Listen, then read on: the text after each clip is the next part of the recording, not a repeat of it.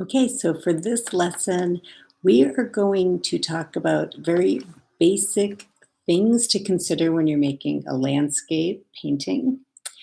I'm going to review some really basic materials, and we're going to talk about the importance of value in a landscape painting, meaning the lightness and darkness of something. And we're going to talk about how to create perspective in a landscape painting. So first of all, materials for today's lesson. I think just very basic selection of brushes. Um, I like these flat brushes. A flat brush has a ferrule that's flattened. And I like this is a 3/4 inch. This is a 1/2 inch. And you notice it's rounded at the top. That's called a filbert. You could try using this sort of brush. You get a rounder mark, a softer mark. And then this is another 1/4 inch brush. The bristles are flat, and that's called a bright. And then you can have a couple of rounds. Rounds are where the ferrule is round. And these are the only ones I have. You might have smaller ones for creating detail, but this is a script brush. The bristle is a little bit longer.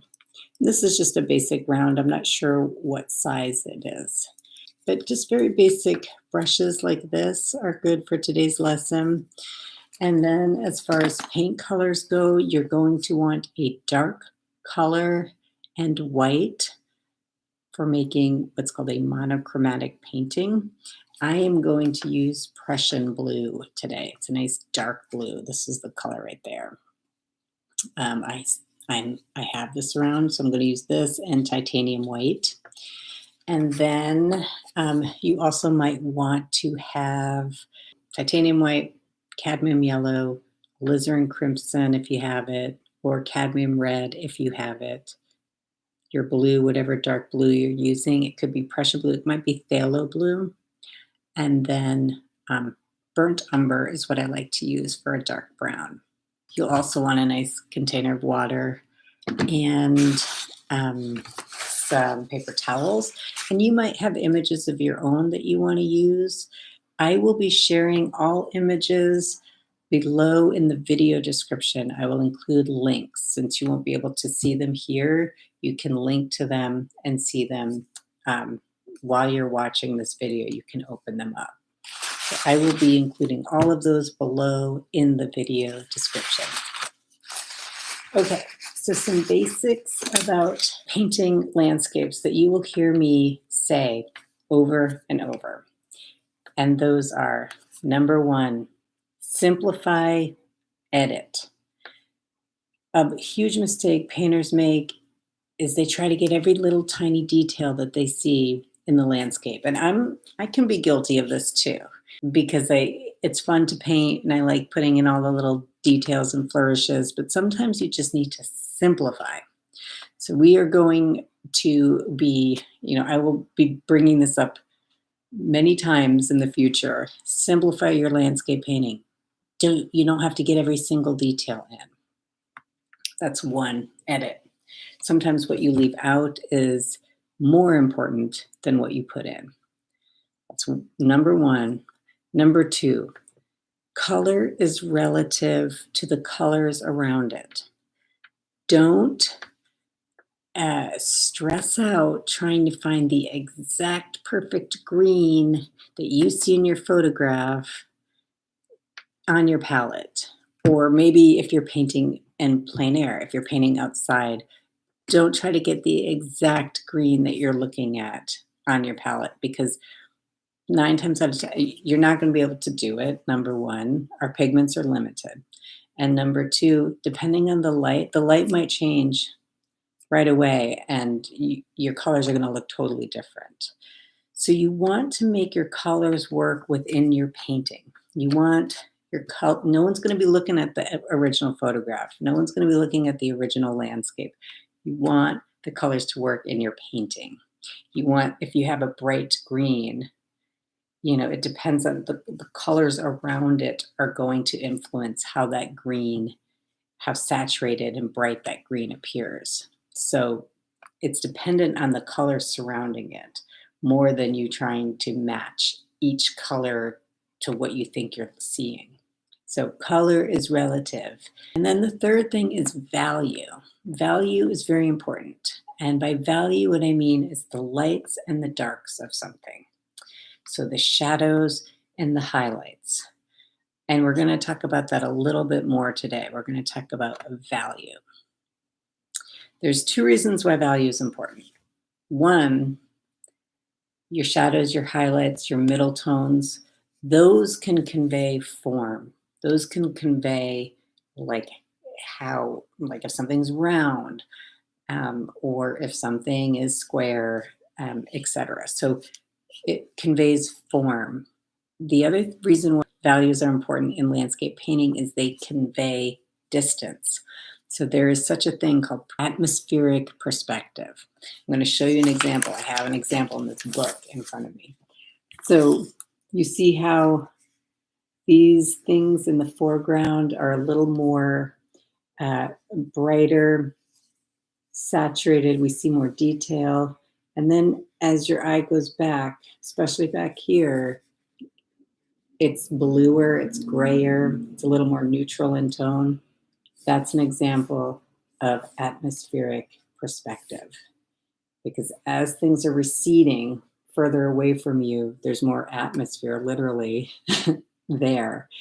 And it's making the colors appear grayer, more neutral, sometimes lighter in tone. So that's something we're going to be looking at today. And I had another picture here to show that. If you just look out the window, probably, especially if you're living in North Carolina, you will see mountains receding in the distance, probably getting grayer or bluer. Here's a great picture. I mean, this book is from like the 70s, but here's a nice picture of the Grand Canyon. And you see in the foreground there, these rocks are very orange. The sun is hitting them in a nice way that it's a very bright, saturated, brownish orange color. And then as your eye recedes, the colors become grayer. They become more neutral. Another thing, just keep this in mind. If you're painting a sunny day, your shadows are going to be very intense. You're going to have really dark shadows and bright highlights. There's going to be a strong contrast between your values. So if you blur your vision right now and look at this, and you see like these really strong lines, these contrasts, these shadows, that's what's telling you that this is a sunny day that this was taken on. And I mean, you can do that with any picture. I mean, granted, this is some weird printing from the 70s, but still, you can see very intense shadows, like even that little shadow under that tree. And over here, you can see more intense contrast between your highlights and your shadows on a sunny day. So sometimes, I know this happened with me for a long time, I'd make a painting, a landscape painting, and it would always look kind of overcast and dreary. And that's because I needed to amp up the contrast between the highlights and the shadows. I've shared a link below. This is an example of atmospheric perspective in a photograph. And so what we're going to do is we are going to, for the first lesson, we're going to use one color of paint, and we're going to use our white paint, but we can also use the whiteness of our paper, whatever we're painting on. And we are going to convey this using just one color. I'd like you to work from that first picture I sent. That's what I'm going to work from, but I'm also going to share another picture here that you might like, and it demonstrates atmospheric perspective as well. So something you can do is just type in atmospheric perspective into your Google search under images and just look at what comes up. There's a lot of really good pictures that come up that you might work from. But I'm going to go ahead and work from that very first picture. We're just going to do a quick study of monochromatic, seeing those lights and darks. So we're not going to be using color for this first study. And you might even just use a small piece of paper. This doesn't have to be anything huge. It's just a good warm-up exercise for you. And you might even just do this out of your head. Just a good way to start thinking about, mixing your paints, making lights and darks with your paint. I'm going to use just one color for now. These are my other colors. I have them off to the side. It's a really dark blue. I'll use a little titanium white here.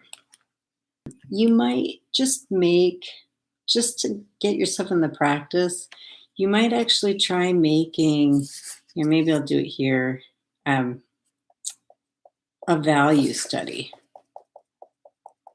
Starting just so you see what your paint is capable of. Start with the darkest color and then gradually add a little bit of white to that.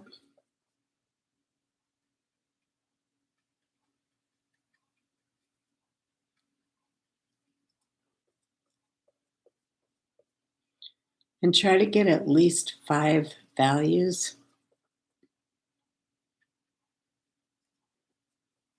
And by values, I mean different shades going from dark to light of your blue. So again, this is called a monochromatic painting. It means we're using one color.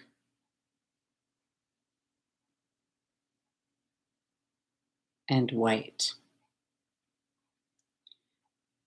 And take your time with this. Maybe just try to get some subtle shifts. I'm going back into my gradation to try to get maybe some of these middle areas that I didn't get. If you want to practice blending with a soft bristle brush and just making a soft gradation going from your darkest to your lightest color, that's always a good thing to try out. So where I am here, I would say that's a middle value. I can get a lot lighter now. And this is something a lot of people stop there and they don't realize that they can keep going. They can keep getting lighter and lighter. Now that's a big jump. So I'm going to try to darken that a little.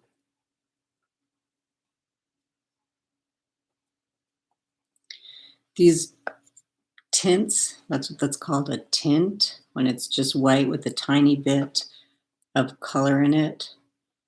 Those are really important. You're going to need those really light colors in the future. And like I said, a lot of times people stop somewhere in here.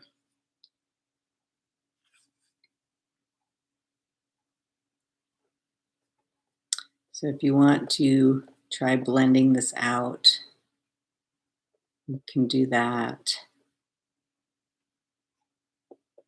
It's okay to see brush marks. But if you don't like that and you want everything blended, that's why I like these soft bristle brushes, because you can blend right on your canvas this way.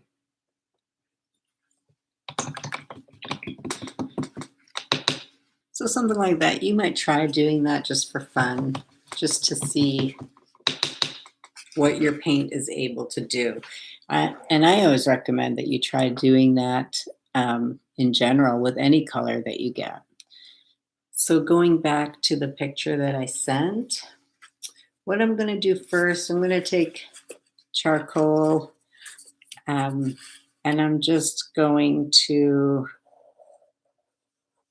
to block in some shapes. Now I'm looking at this I'm drawing it upside down, but looking at it the correct way. So I am aware that this is probably a lot different from what you're looking at, but I'm just reducing this into a series of shapes right now. And I mean, you can even make up your landscape if you want.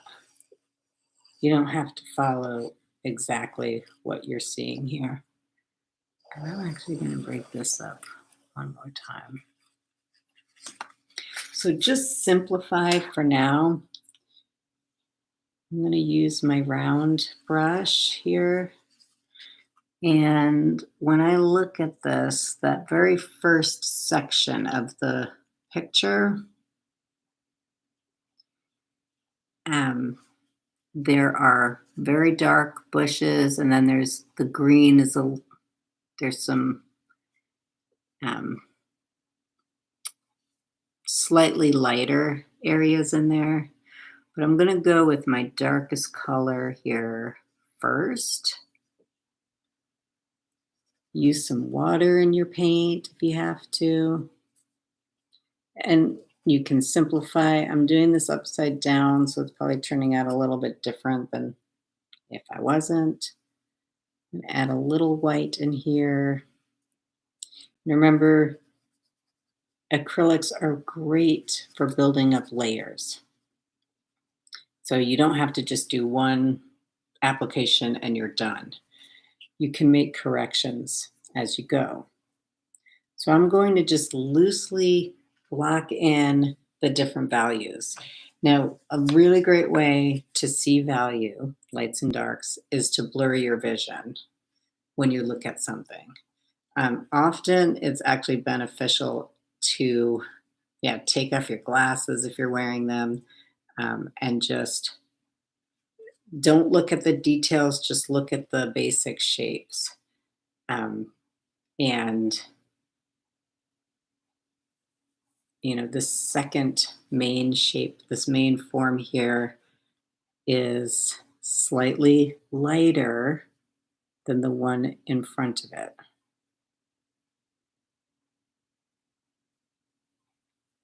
So I'm going to just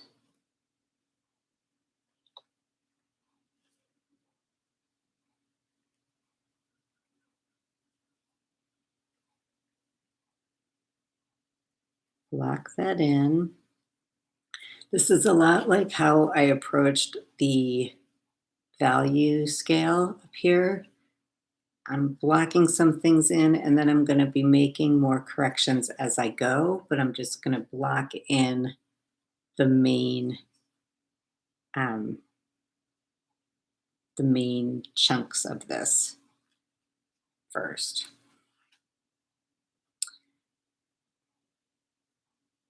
Okay, so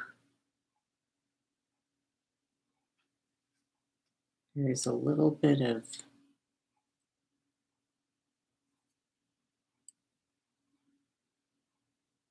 darker area at the top of this.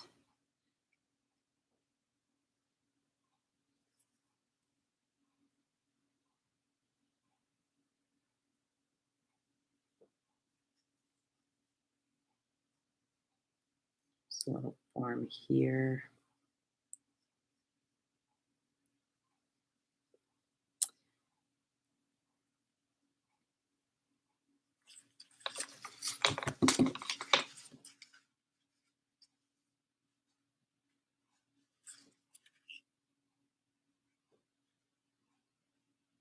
So right here, these two hills are blending into each other. So I need to look at the picture and determine, where am I seeing there's an edge here of trees that's delineating this form from the one behind it.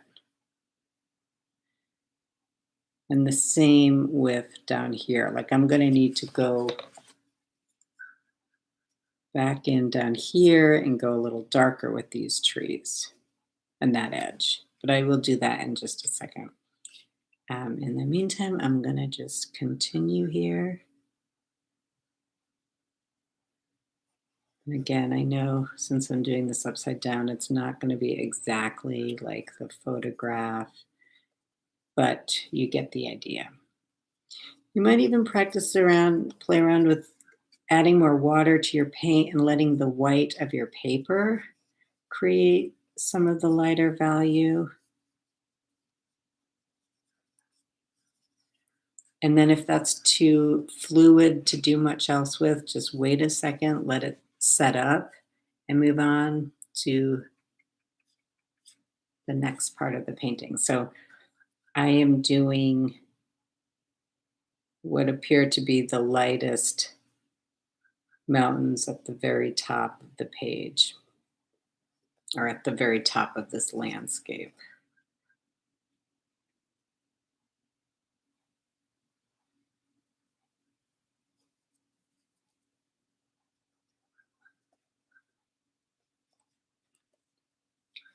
I'll just come back over here and see how this is looking.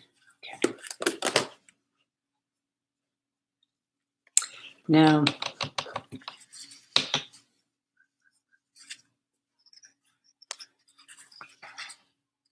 it's still kind of dark. Everything's kind of dark, but I'm going to go ahead. I'm going to just do a tint for my sky.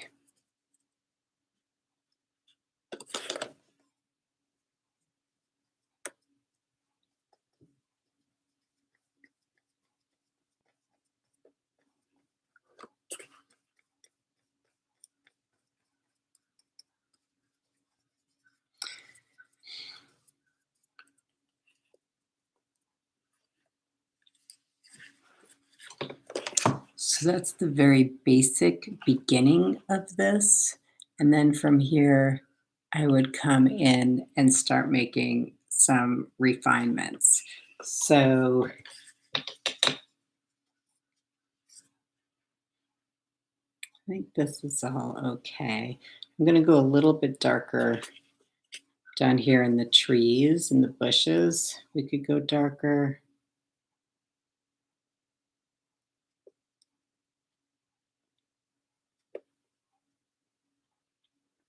And that's because all of that is, it's probably this picture was taken at dusk or at dawn or something, but we still can see some color in the foreground.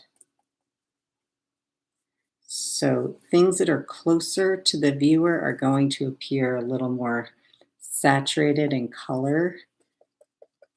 You'll also see more detail.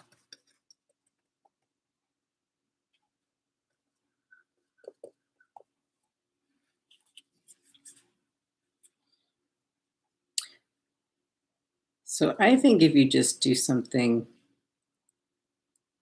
very simple like this, you have fulfilled the assignment.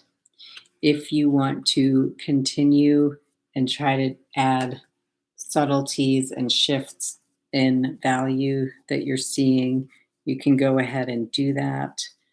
But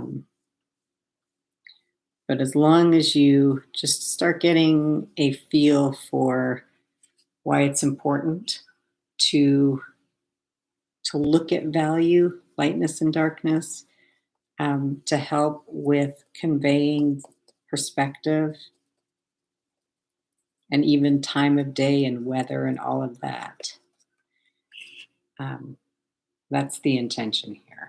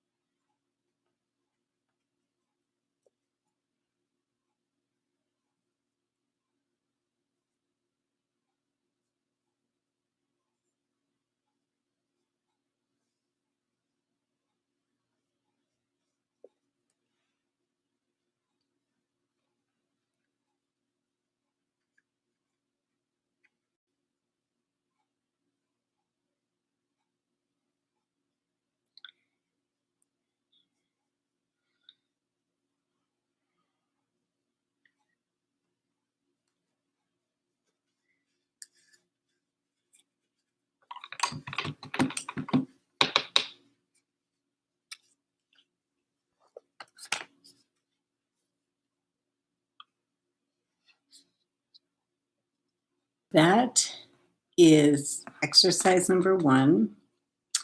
And then exercise number 2 is to do a similar thing, but this time we're going to treat it as an underpainting. So we're going to treat it as the first layer of our painting. Okay, we're going to have our normal palette of colors. So I have titanium white, cadmium yellow, alizarin crimson, cadmium red light, phthalo blue, burnt umber, and I actually have a little bit of phthalo green on here as well. But we're going to start this with burnt sienna if you have it. And if not, you could use your alizarin crimson. I'm going to share the picture I'm going to use below. The link begins with stocksy.com, and it's a herd of elk on a mountain range. So we are going to use this as our reference, but we're going to simplify. We're going to simplify all these forms. Don't worry about getting every single tiny tree in there and all the details. Don't even worry about the elk for now. Just look at the mountain itself and then the mountains behind it. If you would like to take your charcoal or a pen, of course, and draw this out first, feel free to do that. And if you're going to do it, again, like I said, just simplify those trees. When I see a lot of trees together like this, I just regard it as a big shape. And remember, no one's going to see your original photograph.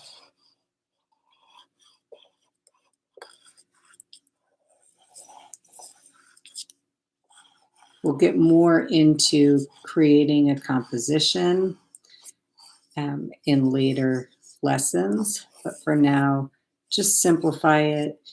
And like I said, I often will just approach those trees like it's one big shape. We'll get more into trees in our next lesson. Okay, and so from here, try the same thing with your burnt sienna. Now, the difference here is your burnt sienna it's not as dark. I'm going to add a little white to this. So you're not going to be able to get as dark as you normally do. So actually what I would do in this situation, I would probably just paint. I'm going to use my big brush. I'm going to use a nice, healthy application of my burnt sienna. A little bit of water to get it on there.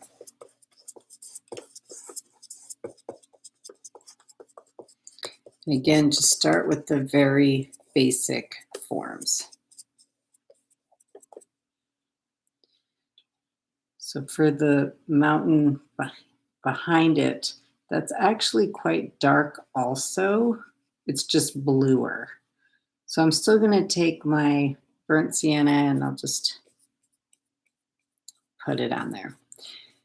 If you've ever done a watercolor, this part of the painting, it's almost like doing a watercolor. This is an underpainting. So you're not going as dark as you need to go right away. And for now, we're not going as light as we need to go either. We're just kind of putting some very basic forms down with our paint. So I might come in here now and even start like putting in some of these trees. And again, I'm just going to simplify those.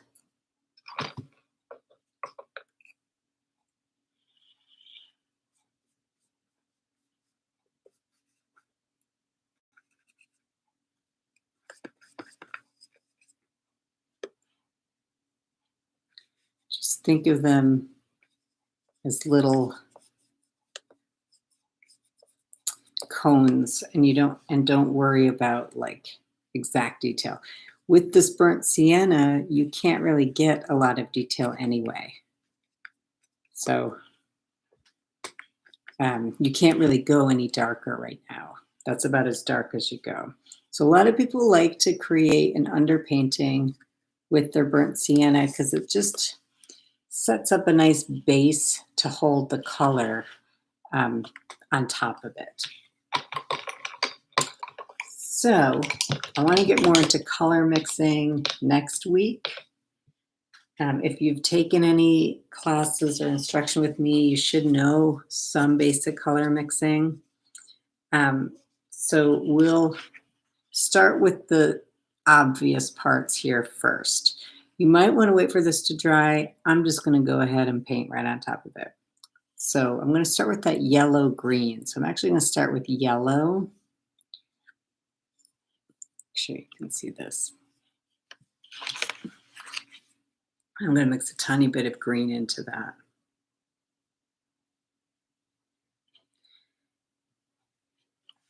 Now I could just paint with that on top. I am going to add a touch of white because the white will help it to sit on top of that burnt sienna a little bit better. Again, you might want to wait for it to dry. I'm just going to go ahead and start painting in here. And again, I'm super duper simplifying right now. But you see how nicely the paint just sits on top of that picture. I'm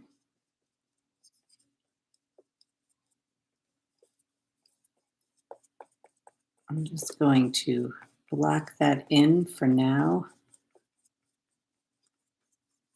We obviously are going to come back and do some darker trees. And in fact, you probably could have started with the dark trees, to be perfectly honest. I didn't for whatever reason, but it's probably a little more logical to start with those dark trees. But so what I'm going to do, I'll take some phthalo green. I'm going to mix a touch of my burnt umber in there, a little bit of blue, just some things to get it a little darker. Now I'm going to come in here and start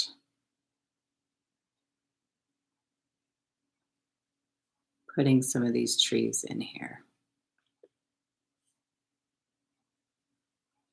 And you may need to wait for your paint to dry.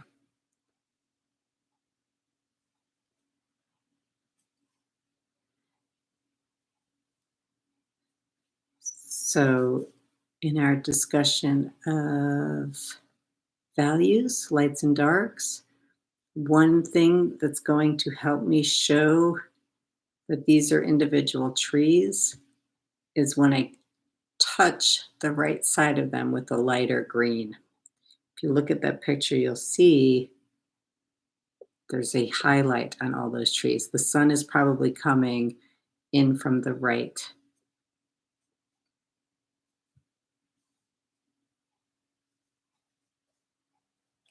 Again, I'm just super duper simplifying.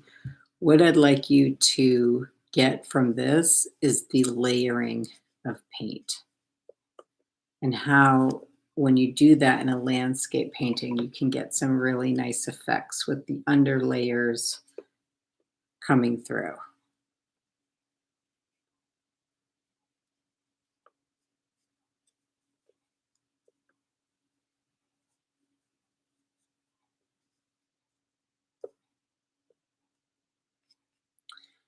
Remember, no one's going to see your original picture, so you can interpret this in your own way.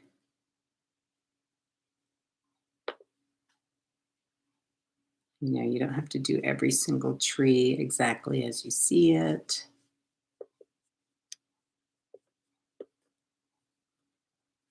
There is a little bit of a shadow on these trees. Since this is a sunny day, it's nice to convey those shadows. And again, just simplify. and get the value right. See, I put these blue shadows in. That's because I'm interested in the value, the darkness, more than the actual color right now. Okay, so for the next layer, I'm going to go a little grayer. So I'm going to take blue and brown. That's a good starting place for gray. Blue and brown and white. And then I'm going to throw a touch of my green in there because there is some green. But this hill, you don't, I mean, you could do, probably what I would do is maybe in my brush strokes, try to get some of that detail in there. But you could also just simplify that hill and not put all those like little tiny trees in there. It's really up to you. I think just simplifying it is fine. You know, but maybe you can come in. Right now the paint's kind of wet on this canvas paper, so it's kind of lifting. So I'm gonna pause there and move into the next part of the picture. Let's see here. I'm gonna take that same gray that I was using, but maybe add just a touch of white to it.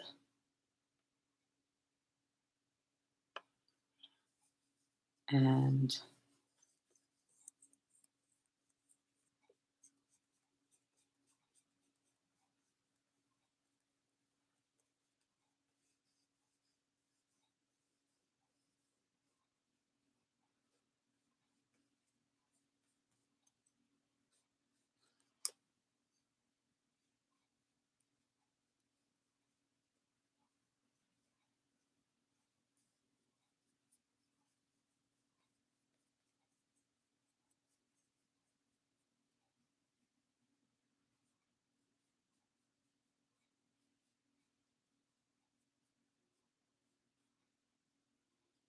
get in between these trees.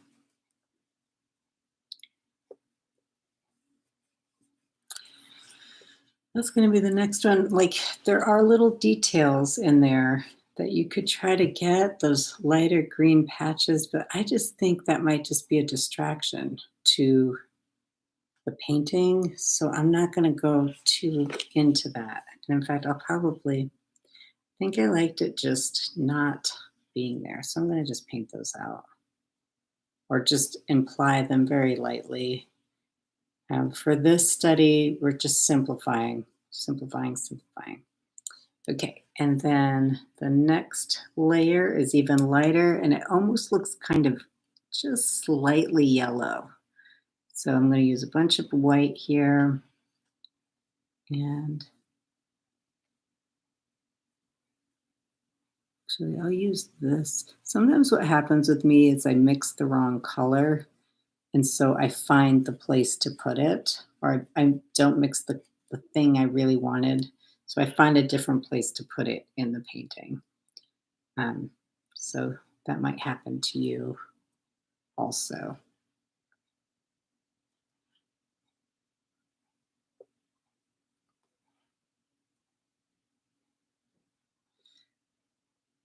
There's a lot of reds and pinks in my blob of white right now, and I'm just gonna stick with it because I like how it looks for the painting.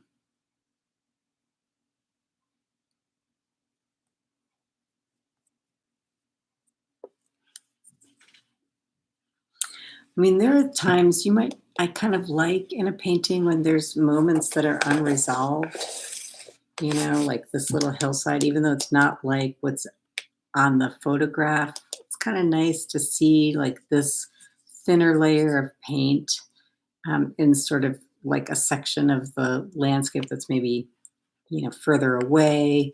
And then you put more detail in front. I mean, that's a strategy you can take when you're making a landscape, like leave some parts of it unresolved and then build in detail in other parts. So with this painting, for example, something I would want to do, I want to get some of those highlights on the trees in the foreground. So I'm going to mix up a lighter color that I can kind of, this might be too light.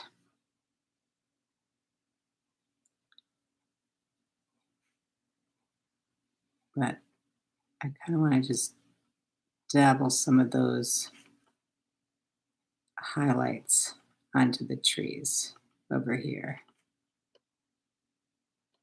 I'm not sure if that's the exact, it might be a little bit too bright.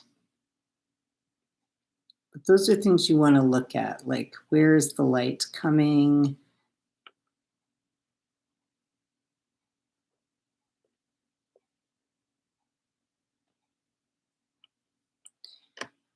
You know, maybe there's some here.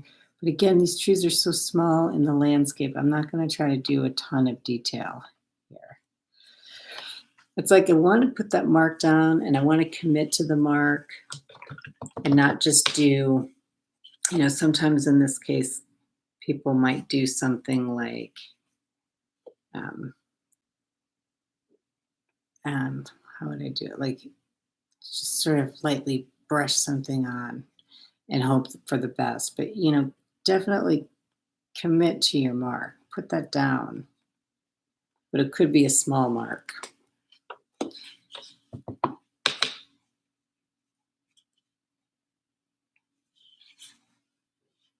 And then maybe come in and get some of those shadows that are getting cast.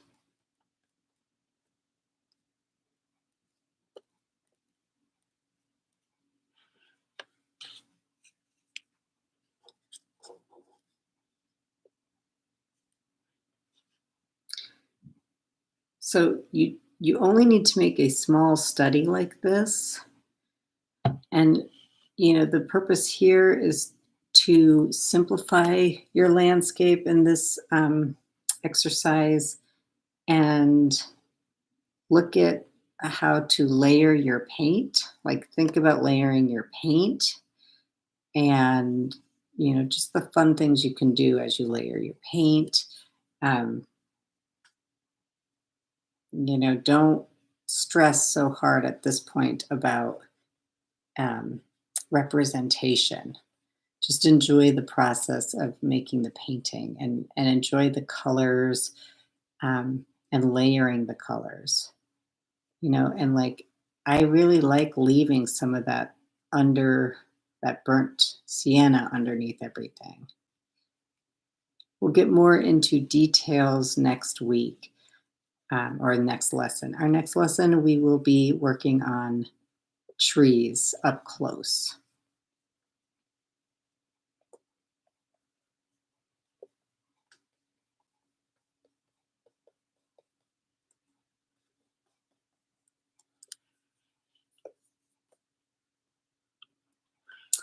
There's something I like to do sometimes, just abandon the photograph after a while too. I feel like it's really dark in here right now. But yeah, sometimes you just need to abandon the photograph also.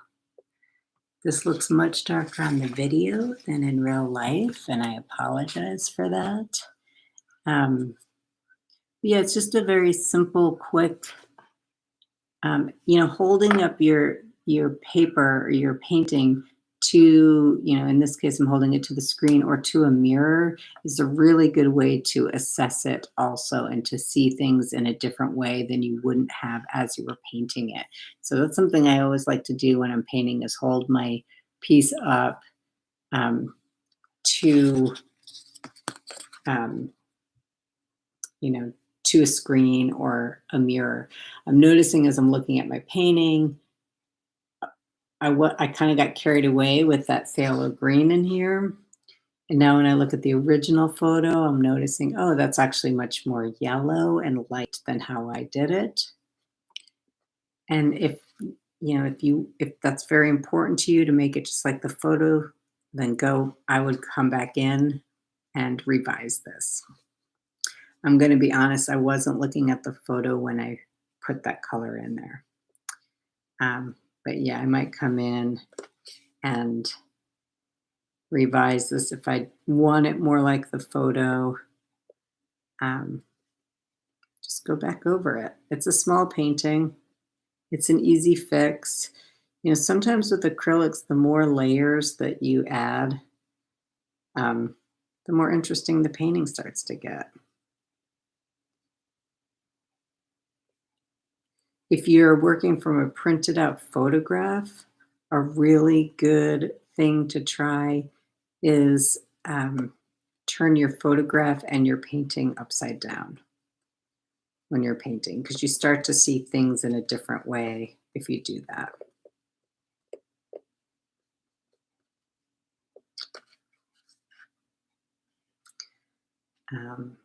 Okay, well, I hope that gives you something to work with. See, I might come in here now with the, and get more of these kind of spiky trees in here.